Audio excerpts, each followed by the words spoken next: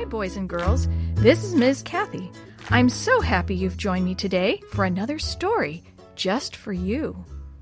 Do you like visiting museums? Have you ever been in a museum of children's art? What if your museum were showing a collection of paintings of children, and one of the pieces was mysteriously missing? That's what happens to Sammy and Ginny in this new Shoebox Kids mystery. Along the way, Sammy learns that helping others is part of what it means to be a Christian. Chapter 5, Sneak Attack. Thunder rolled across the sky again. Sammy crouched under the bushes beneath Mrs. Sheckly's front porch. After several long minutes, he stood up. I have to know what's going on with Ginny, he mumbled, as he quietly climbed back onto the porch. As quietly as possible, he crept toward the dirty window of the living room. "Hello, Mrs. Wallace?" Mrs. Sheckly said into the old phone. "My name is Mrs. Sheckly. I live over on Jackson Street." She paused. 1233, that's right. I have a little girl here who has injured her leg. Jenny lay on the couch with her leg propped up on a pillow.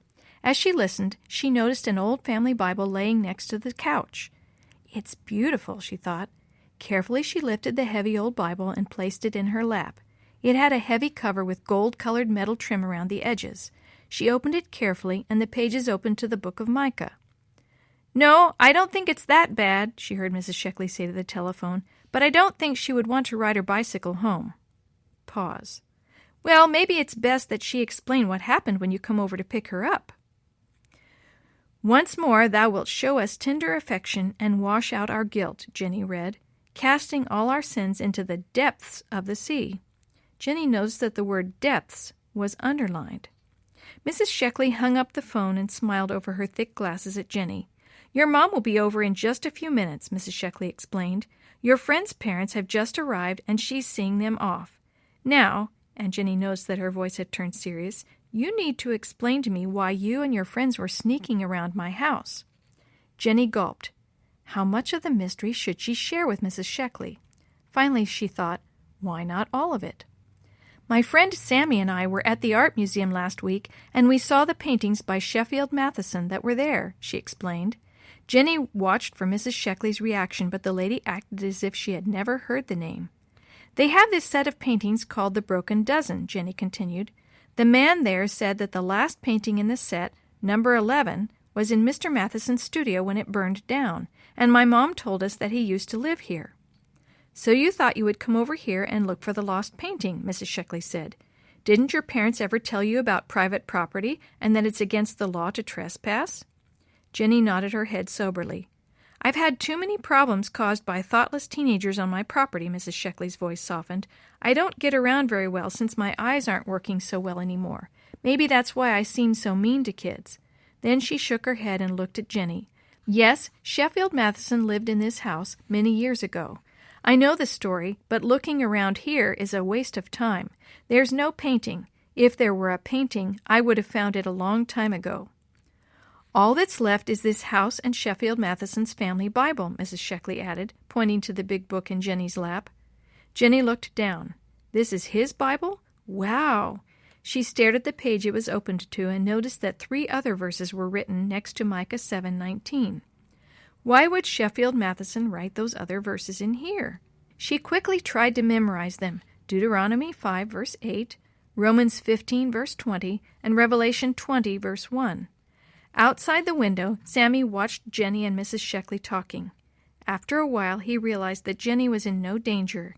He heard a noise behind him and saw Mrs. Wallace's car drive up in front of the house. Jenny and Mrs. Sheckly were still talking when they heard a knocking at the door. "Just a minute!" Jenny watched Mrs. Sheckly hobble across the floor to the front door.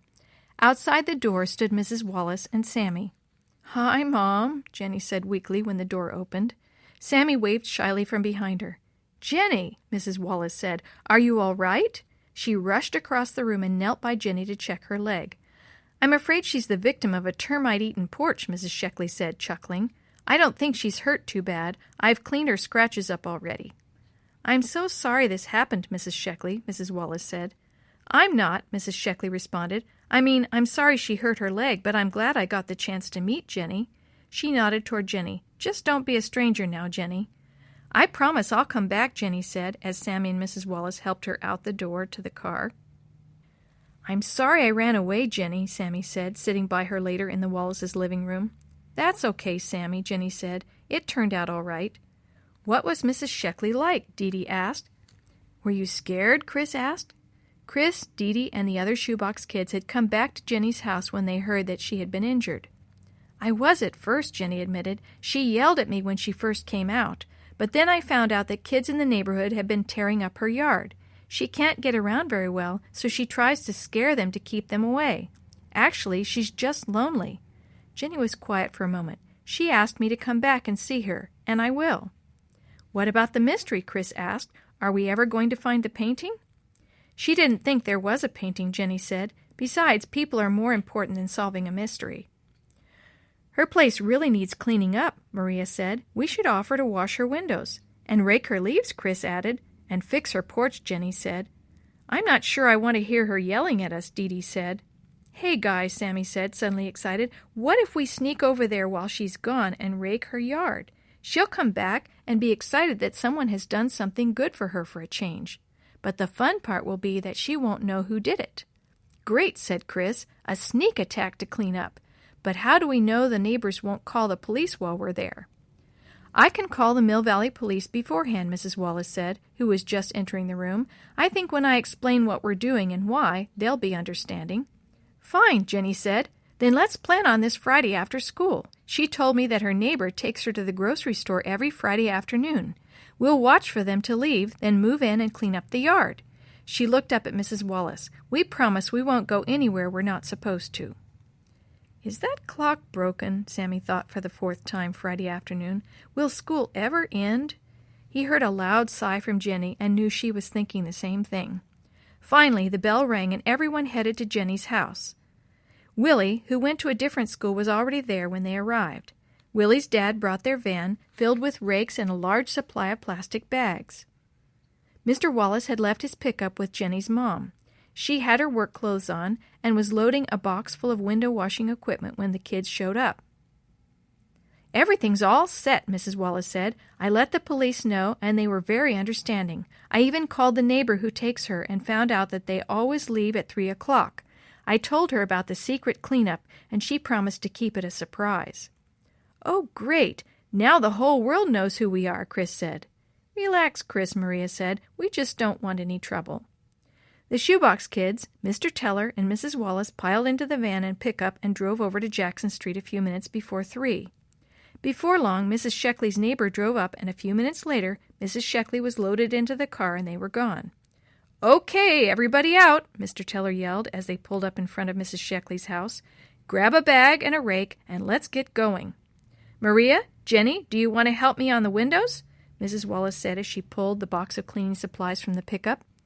"How long will they be gone?" Willie asked. "About 45 minutes, so we have to work fast," said Mrs. Wallace. She and the 2 girls with her had already started spraying and wiping the windows. "I'll keep a special lookout for their car," Willie said. He pulled his rake toward him across the brown leaves. "Isn't this great?" Sammy thought. "She'll be so happy to see her yard cleaned up." He paused and looked up from his raking. A movement across the street caught his eye. "Is that a person standing under that tree? Could it be?" He closed his eyes and shook his head. When he opened his eyes again, no one was there.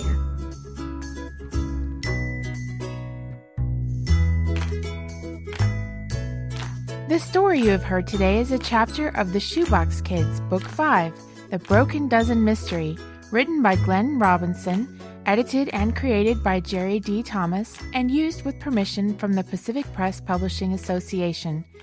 If you're interested in any other books published by the Seventh-day Adventist Church, please visit AdventistBookCenter.com or call 1-800-765-6955.